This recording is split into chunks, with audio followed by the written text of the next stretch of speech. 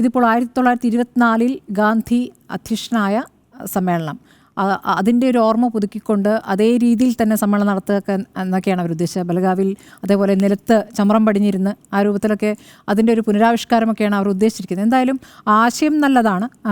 ജയ് ബാപ്പു, ജയ് ഭീം, ജയ് ഭരണഘടന എന്ന് പറയുന്ന ആശയം, അതിൽ ഊന്നിക്കൊണ്ടൊരു യാത്ര നടത്താൻ ഉദ്ദേശിക്കുന്നു എന്നുള്ളത്. കാരണം ഒരു യാത്ര കൊണ്ട് ജനങ്ങളിലേക്ക് എത്രത്തോളം ഇറങ്ങിച്ചെല്ലാൻ കഴിയുമെന്നുള്ളത് നേരത്തെ തന്നെ രാഹുൽ ഗാന്ധി കാണിച്ചു തന്നിട്ടുള്ളതാണ്. ഭാരത് ജോഡോ യാത്ര അത് കഴിഞ്ഞ ലോക്സഭാ തെരഞ്ഞെടുപ്പിൽ ഗുണം ചെയ്യുകയും ചെയ്തിട്ടുണ്ട്. പക്ഷേ അതിനുശേഷം നടന്ന നിയമസഭാ തെരഞ്ഞെടുപ്പുകളിൽ അങ്ങനെ അത് സംഭവിച്ചിട്ടില്ല. അപ്പോൾ കോൺഗ്രസിന് അത് സ്ഥായിയായി അത് മുന്നോട്ട് കൊണ്ടുപോകാൻ കഴിയുന്നില്ല എന്നൊരു പ്രശ്നം അവിടെ നിൽക്കുന്നുണ്ട്.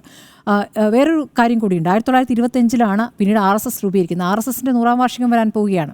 അപ്പോൾ അതിന് തൊട്ട് മുന്നേ കോൺഗ്രസ് എങ്ങനെ അതിനെ നേരിടാൻ, RSSൻ്റെ ആശയങ്ങളെ നേരിടാൻ തയ്യാറെടുക്കുന്നു എന്നുള്ളത് വളരെ പ്രധാനമാണല്ലോ. ജയ് ബാപ്പു, ജയ് ഭീം, ജയ് ഭരണഘടന എന്ന് പറയുമ്പോൾ ഭരണഘടന ഉയർത്തിപ്പിടിച്ചുകൊണ്ട് അംബേദ്കറിൻ്റെ വാചകങ്ങൾ എടുത്തു പറഞ്ഞുകൊണ്ട് ഈ വർത്തമാനകാലത്ത് ഭരണഘടന ഊന്നിക്കൊണ്ടുള്ള പ്രചാരണം നടത്തണമെന്നുള്ള കൃത്യമായ ഒരു നിലപാട് കോൺഗ്രസിനുണ്ടായിരുന്നു. അത് കഴിഞ്ഞ ലോക്സഭാ തെരഞ്ഞെടുപ്പിൽ കോൺഗ്രസിന് ഗുണം ചെയ്യുകയും ചെയ്തിട്ടുണ്ട്. അതിന് കൂടിയാണ് ഇപ്പോൾ ഇത് നോക്കൂ, അമിത്ഷാ പാർലമെൻറ്റിൽ നടത്തിയ പ്രതികരണം, ആ പ്രതികരണത്തിന് ശേഷം കോൺഗ്രസ് അതിനോട് പ്രതിഷേധിച്ച് നടത്തിയ പ്രതിഷേധ പരിപാടികളുണ്ട്, അതിൽ പറഞ്ഞ കാര്യങ്ങളുണ്ട്. അപ്പോൾ അതിൻ്റെ തുടർച്ച ഉണ്ടാകണം എന്നതിൽ നിന്നാണ് AICC സമ്മേളനം നടക്കാനിരിക്കെ ഒരു വിശാല സമ്മേളനം ചേരാമെന്നൊരു ആശയത്തിലേക്ക് അവർ എത്തിയിരിക്കുന്നത്.